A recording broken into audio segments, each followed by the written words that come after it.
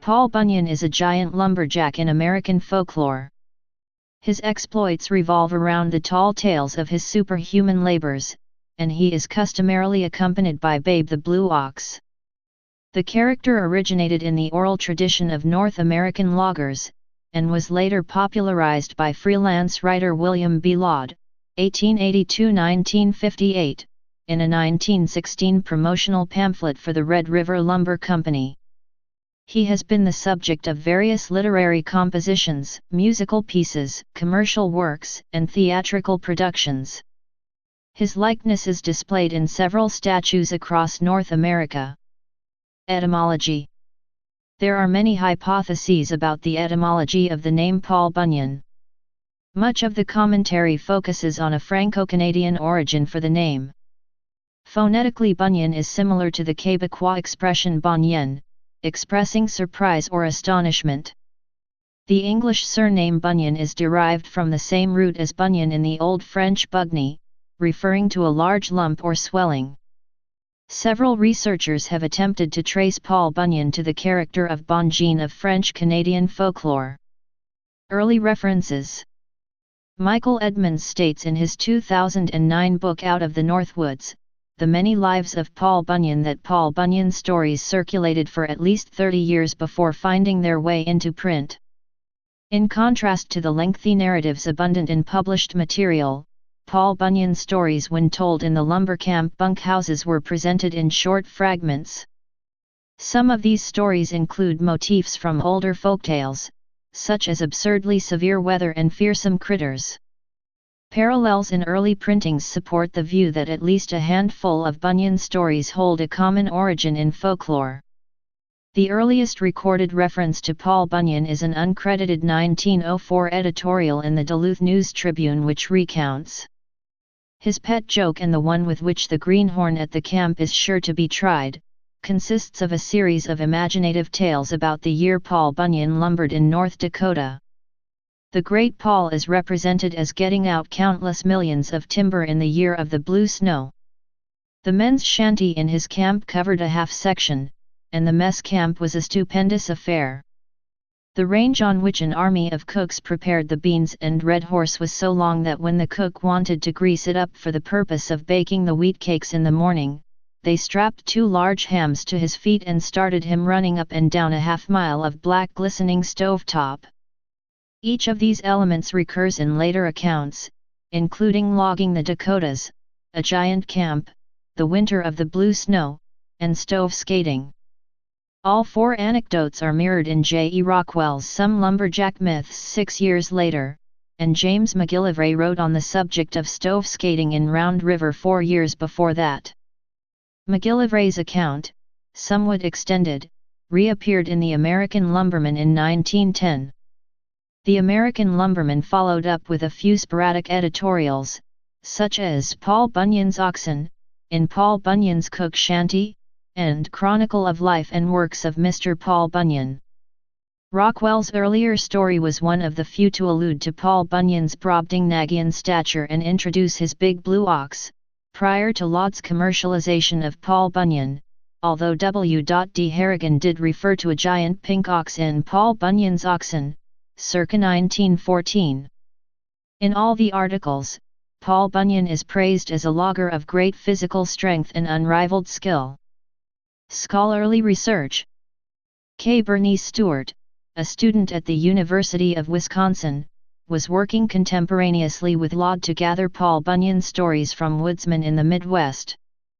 Stewart was able to make a scholarly anthology of original anecdotes through a series of interviews.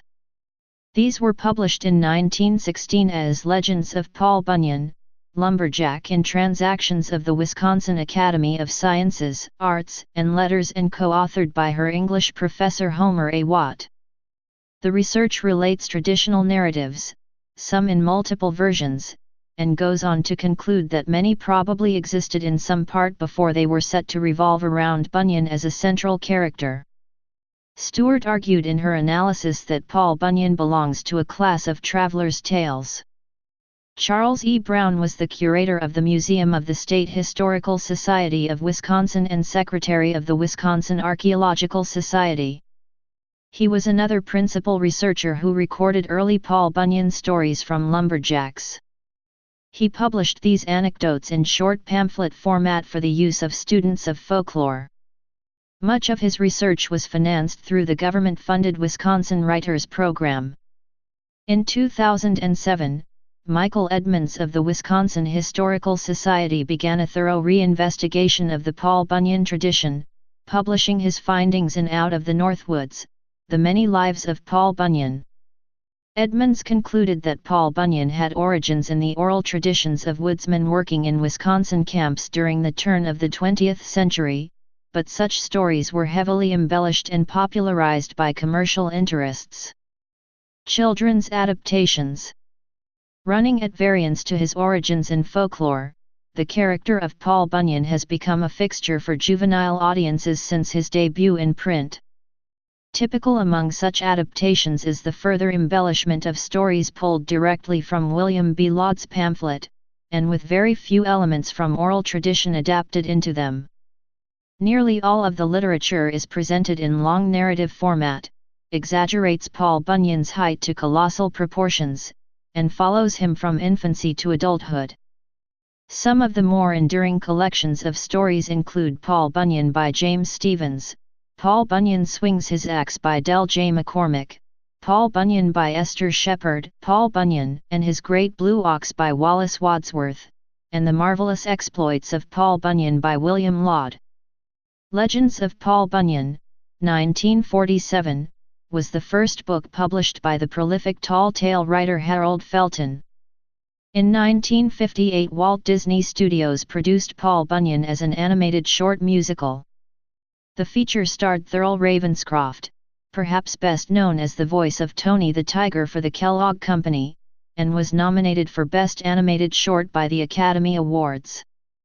Commentators such as Carlton C. Ames, Marshall Fitwick, and particularly Richard Dorson cite Paul Bunyan as an example of FolkLore, a literary invention passed off as an older folk tale.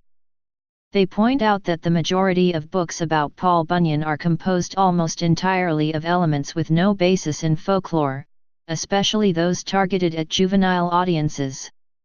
Modern commercial writers are credited with setting Paul Bunyan on his rise to a nationally recognized figure, but this ignores the historical roots of the character in logging camps and forest industries.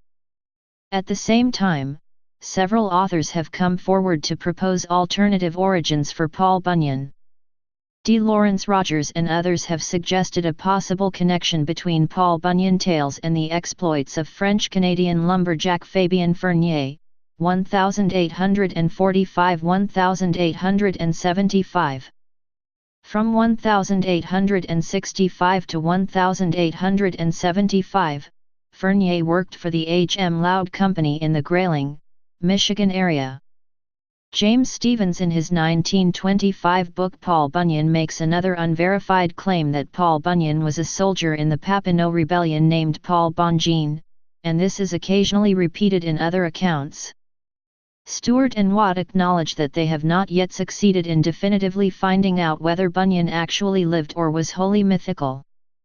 They have noted, however, that some of the older lumberjacks whom they interviewed claimed to have known him or members of his crew, and the supposed location of his grave was actually pointed out in northern Minnesota.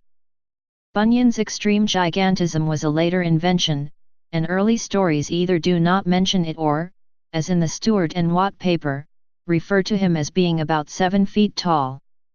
Included in this section is a comparison chart between early Paul Bunyan references, the Stewart and Watt paper, and the Laud advertisement. In advertising and promotion, William B. Laud, an independent ad man, was the first to utilize Paul Bunyan for commercial use in a series of campaigns for the Red River Lumber Company.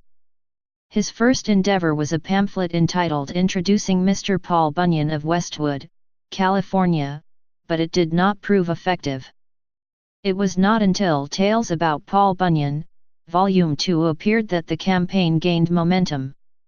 Embellishing older exploits and adding some of his own, Laud's revamped Paul Bunyan did not stay faithful to the original folktales. Among other things, Laud gave the name Babe to the Blue Ox, increased Paul Bunyan's height to impossible proportions, and created the first pictorial representation of Bunyan. This has led to significant confusion regarding the validity of Paul Bunyan as a genuine folkloric character. Nevertheless, the Laughead pamphlets are regarded as one of the most popular collections, often appearing in a single, unabridged volume entitled, The Marvelous Exploits of Paul Bunyan. The Red River ad campaign ingrained Paul Bunyan as a nationally recognized figure, and it also affirmed his massive marketing appeal. Throughout the better part of the century, Paul Bunyan's name and image continued to be utilized in promoting various products, cities, and services. Across North America, giant statues of Paul Bunyan were erected to promote local businesses and tourism.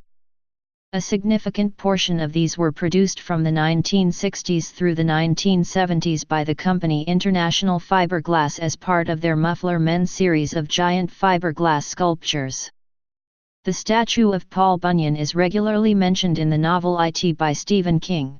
Please subscribe and thanks for watching.